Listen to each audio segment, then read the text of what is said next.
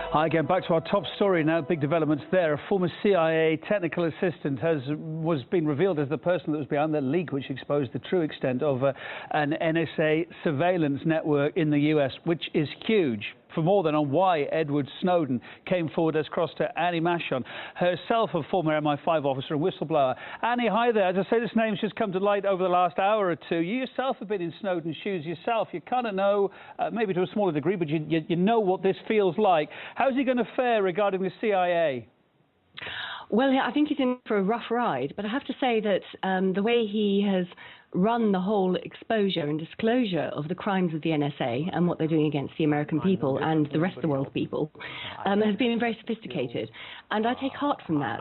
The fact that he has fled the USA, he's now in Hong Kong, the fact that he's been working with a journalist of Glenn Greenwald's caliber, and obviously taken on board the techno-security issues that he needs to think about, and also the extradition issues he needs to think about, and the message he's putting out now, why he's doing it, why it's important, why people need to listen to what he's saying and to the disclosures he's making, I think has been very, very well done. I would call this whistleblowing 2.0. Okay. His immediate thought, he says, is for the safety of his friends and immediate family.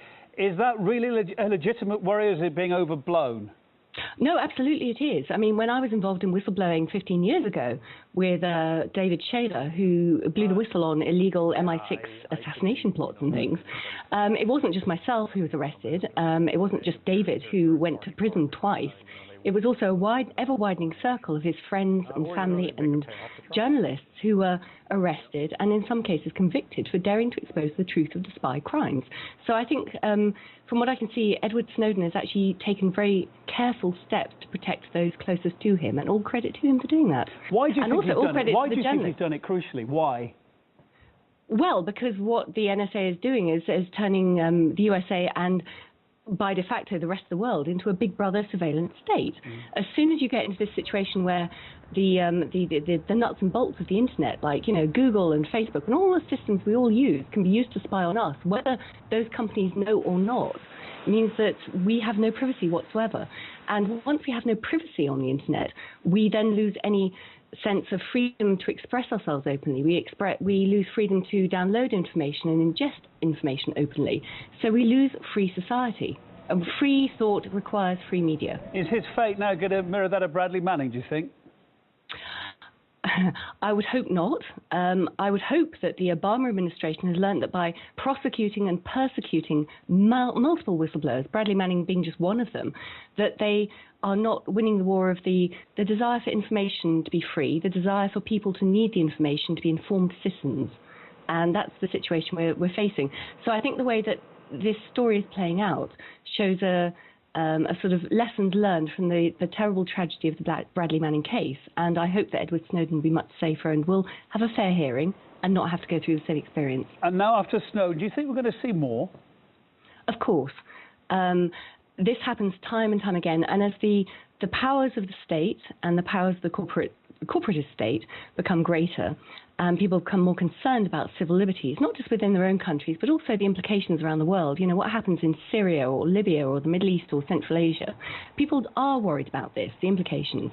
So I think that more and more young people within the intelligence agencies are going to think, well, actually, are we doing this for good reasons or bad reasons? And they will speak out. How does it come to a point where the organisation you're working for is so bad? I mean, you've signed up to work for it, whoever you are. It comes to a point you've got to go public. Why couldn't you I mean, it's idealistic, I know, but you couldn't deal with it in-house?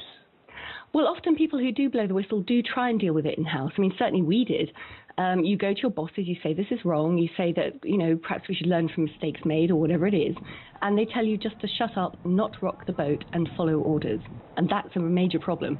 So I can imagine now, particularly, I mean, what I did was 15 years ago, but now particularly, we're looking at a situation where intelligence agencies are being asked to spy on their fellow citizens or to draw up CIA drone kill lists across the Middle East, or to kidnap and torture people, terrorist suspects.